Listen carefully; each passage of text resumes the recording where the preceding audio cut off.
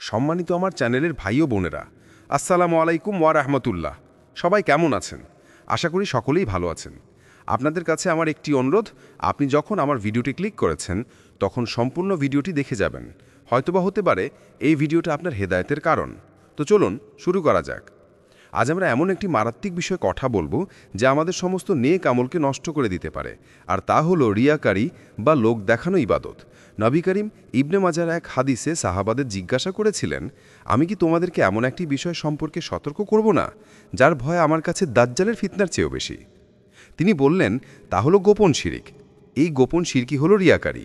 এটি এতই লুক্কায়িত যে হাদিসের বর্ণনা অনুযায়ী এটি অন্ধকারে কালো পাথরের উপর দিয়ে হেঁটে যাওয়া একটি কালো পেঁপড়ের গতির চেয়েও বেশি লুক্কায়িত। অর্থাৎ এটি মানুষের অন্তরে কখন প্রবেশ করে তা সে টেরই পায় না।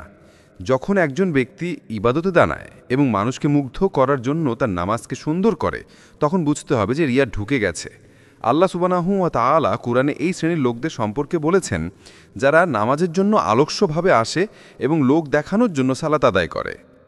রিয়াকারী মূল অর্থ হল, আপনি মানুষকে দেখছেন, অর্থাৎ মানুষের মনোযোগ বা প্রশংসার দিকে আপনার লক্ষ্য।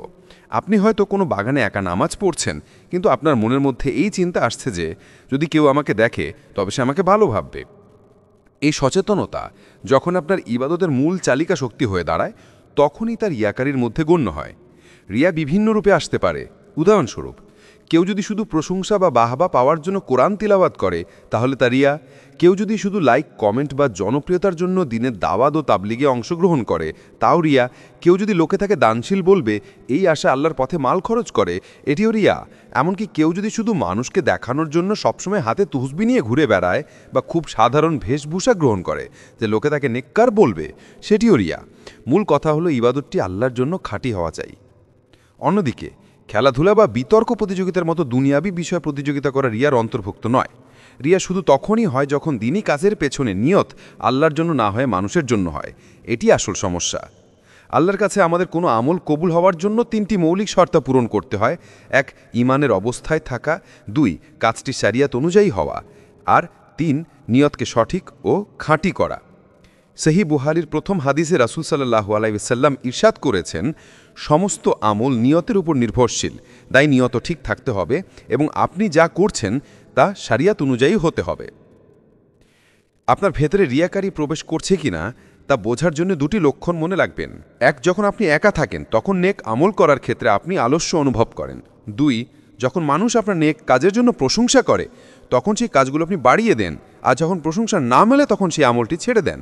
মনে রাখবেন, মানুষের প্রশংসা ভালো লাগাটা মানবীয় স্বভাব, কিন্তু ইবাদতের মূল উদ্দেশ্য যেন প্রশংসা অর্জন না হয়। শয়তান মানুষকে রিয়াতে ফেলার জন্য 2টি প্রধান ফাঁদ তৈরি করে।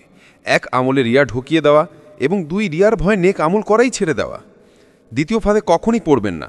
আপনার কাজ হলো নেক আমল করা এবং নিয়তকে সব সময় শুধরে নেওয়া।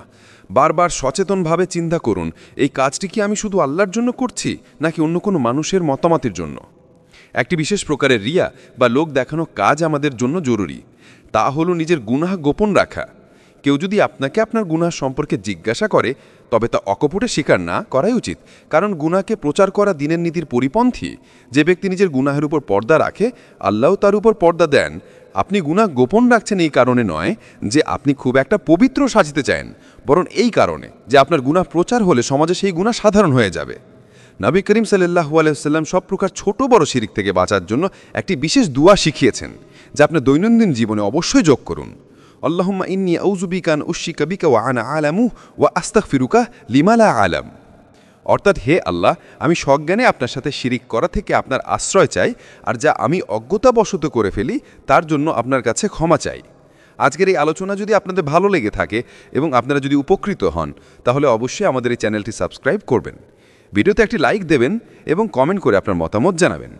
আপনার একটি লাইক বা কমেন্ট আমাদের আরও নতুন ভিডিও বানাতে উৎসাহিত করবে। আপনার বন্ধুদের সাথেও এই ভিডিওটি শেয়ার করতে পারেন যাতে তারাও উপকৃত হতে পারে। পরবর্তী ভিডিওতে আবার দেখা হবে ইনশাআল্লাহ। আল্লাহ আমাদের সবাইকে সঠিক পথে চলার তৌফিক দান করুন এবং জান্নাতুল ফিরদাউসের বাসিন্দা হিসেবে কবুল করুন। আসসালামু আলাইকুম ওয়া রাহমাতুল্লাহ।